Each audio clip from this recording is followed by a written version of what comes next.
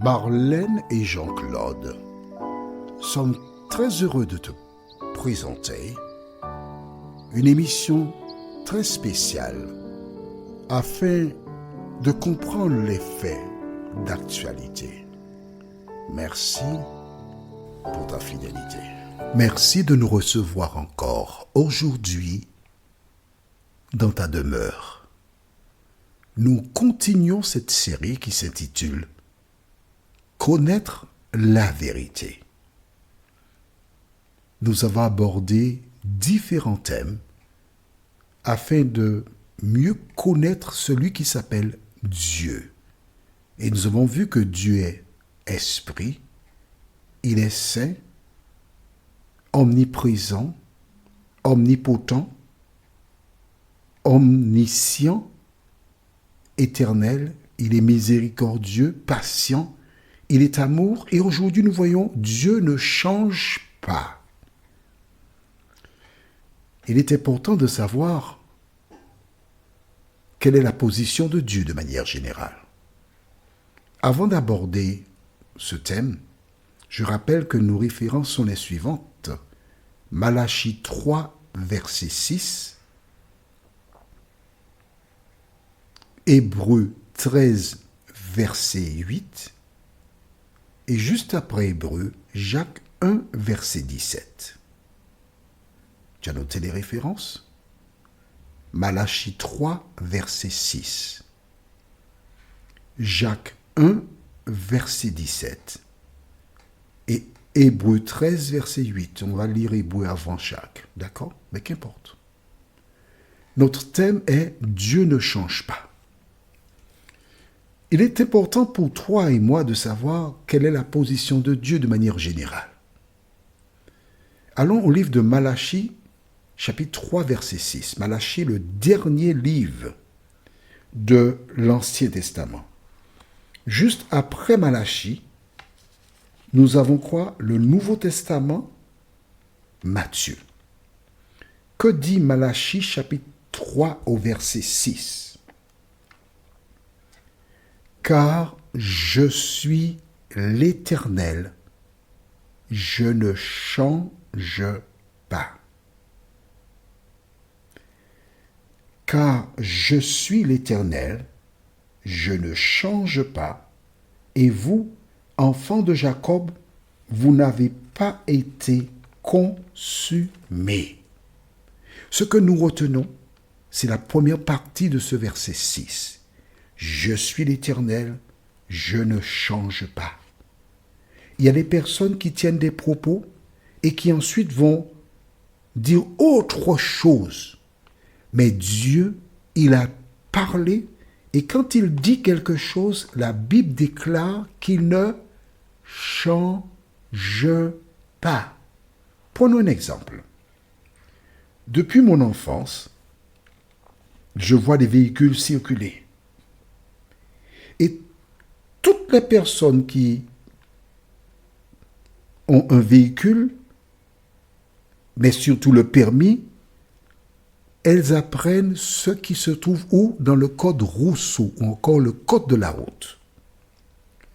Depuis mon enfance, j'ai vu un panneau qui est rouge avec au milieu un gros trait blanc. Qui indique quoi? Qu'est-ce que ça indique? Dis-moi, si tu sais conduire. Bon, ceux qui ne savent pas conduire n'auront pas la réponse. Mais ceux qui ont un permis, ceux qui portent attention, savent que cela représente un sens interdit. Ce panneau, sens interdit, a traversé des générations, des siècles. On n'a jamais changé le panneau. Pourquoi? Parce que cela va créer la confusion. Aujourd'hui, on déclare, bon, le panneau sens interdit, on va l'utiliser pour autre chose. Mais non, ce n'est pas possible.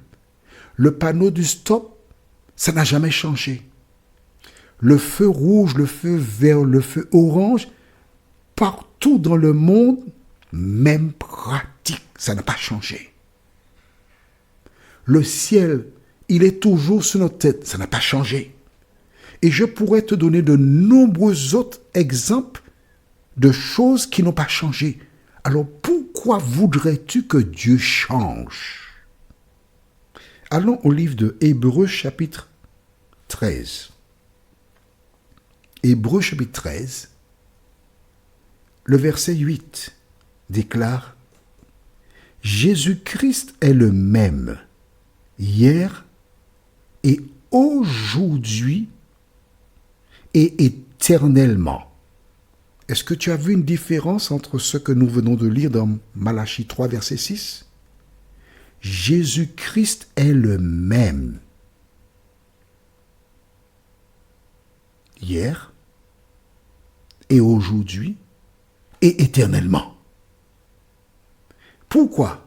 Parce que Jésus l'a dit, moi et le Père, nous sommes un. Le Père ne change pas, Jésus ne peut pas changer. Il ne peut pas. Et c'est important de savoir que celui qui nous a appelés des ténèbres à son admirable lumière, il a des pratiques. Il est important pour toi de connaître ce code-là. Quand tu lis la Bible, alors bien sûr, il y a certaines choses qui étaient pour un temps. De quoi s'agit-il ? La loi cérémonielle. Qu'est-ce que la loi cérémonielle ?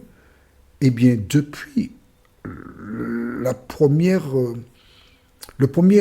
fois qu'on en parle, c'est Caïn et Abel, qui tous les deux ont offert un sacrifice. Caïn a donné des fruits, des légumes, tandis qu'Abel a donné quoi ? Un agneau, sans défaut. Certainement, cela, c'était pas la première fois qu'on le faisait. Ils avaient reçu l'information de leurs parents. Mais Caïn a voulu donner ce qu'il voulait à Dieu. Alors, bien sûr, la Bible déclare qu'il était agriculteur ou laboureur, et son frère Abel était berger. Alors, certaines personnes qui veulent être l'avocat du diable déclarent, oui, mais c'est ce qu'il avait. Mais, excuse-moi, il y a ce qui s'appelle le troc qui existait déjà. Si Abel respectait Dieu, aimait Dieu, Dieu a dit un agneau, et il donnerait des fruits et légumes à son frère Abel et lui aurait dit, écoute, peux-tu me donner un agneau pour offrir le sacrifice ? Parce que Dieu a demandé un agneau, je n'en ai pas. D'accord ? Il a fait un choix. L'ennemi l'a incité à se rebeller contre le plan de Dieu. Aujourd'hui, il fait pareil. Donc cette loi-là qui consistait à mettre à mort des animaux, c'était pour un temps. Jusqu'à ce que Jésus vienne. Parce que c'est Jésus qui est l'agneau de Dieu qui ôte les péchés du monde. Écrit ça dans le cahier. Jean 1, verset 29. Jean 1, verset 29. Jésus est l'agneau de Dieu qui ôte les péchés du monde. La dernière référence se trouve au livre de Jacques, chapitre 1er, verset 17. Jacques 1, verset 17. Tu as trouvé ?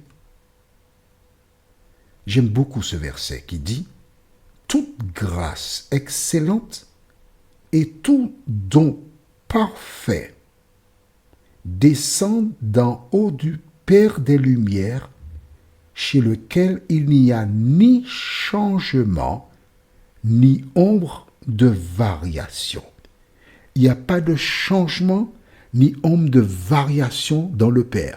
Donc tu vois que Malachie 3, verset 6 et et Jacques 1, verset 17 disent la même chose. Dieu ne change pas. Quand tu prends la Bible et tu lis, il faut voir si ce qui est dit était pour un temps et le contexte dans lequel il est dit. Quand tu lis et tu vois, tout ce que tu as à faire, c'est d'accepter et d'obéir. Prions. Notre Seigneur et notre Dieu, nous sommes heureux de savoir que nous avons un Dieu qui ne change pas, qui est le même. Merci, Éternel. Merci de continuer de nous éclairer, de nous diriger dans toute la vérité, et que nous puissions être chaque jour, non pas seulement à l'écoute, mais à obéir l'enseignement biblique, nous t'en prions. Au nom de Jésus et pour ta gloire éternelle. Amen. Notre prochaine étude s'intitule « Le test ». le test. Notre référence se trouve dans Genèse chapitre 2, versets 15 à 17. Genèse 2, versets 15 à 17. Le test. En attendant de nous retrouver, il ne me reste qu'à te souhaiter tout ce qu'il y a de meilleur et n'oublie surtout pas qu'il me tarde de te retrouver. Nous sommes parvenus au terme de notre réflexion. Si d'aventure tu as une question, il te suffit d'envoyer un message par le biais de WhatsApp au numéro suivant, plus 596 696 88 93 93. Et alors Jean-Claude, moi, je me ferai un réel plaisir de répondre à ta question.